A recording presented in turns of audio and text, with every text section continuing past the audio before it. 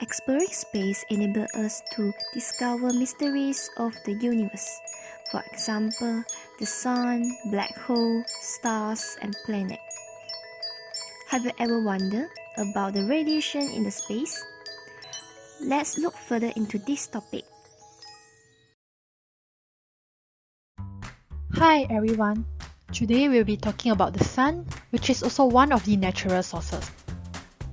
As everyone knows, the sun, it is the most prominent feature in our solar system. The sun plays a major role in our daily life, providing heat and light to the earth, allowing us to have sufficient energy in achieving our tasks. Solar radiation is the radiation that is emitted by the sun to the atmosphere. It has a broad region of electromagnetic spectrum that includes the UV, visible light, and infrared radiation.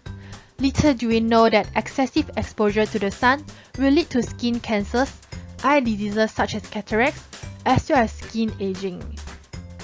The amount of solar radiation that is emitted to all parts of the Earth's surface varies according to the geographic location, time, season, landscape, and weather of the specific location.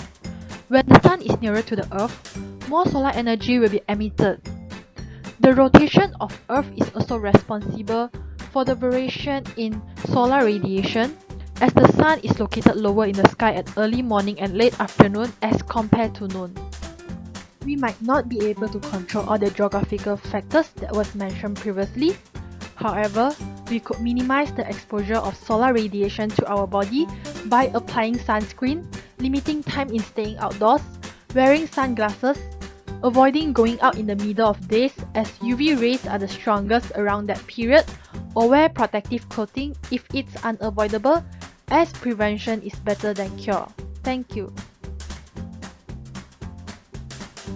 Space radiation is an ionizing radiation that's essentially atoms in which their electrons have been stripped away as the atom is accelerated in interstellar space, approaching the speed of light. There are three kinds of space radiation. One where it originates from particles that are trapped in the Earth's magnetic field, another where it comes from the particles that are shot into space during solar flares, and lastly from galactic cosmic rays that are high-energy protons and ions from outside our solar system. Space radiation usually affects astronauts, where they are exposed to doses in the range of 50 to 2000 millisieverts. This amount of ionizing radiation is equivalent to about 150 to 6000 chest rays. This amount of radiation may place astronauts at a risk for radiation sickness, increasing the lifetime risk for cancer, central nervous system effects, and degenerative diseases.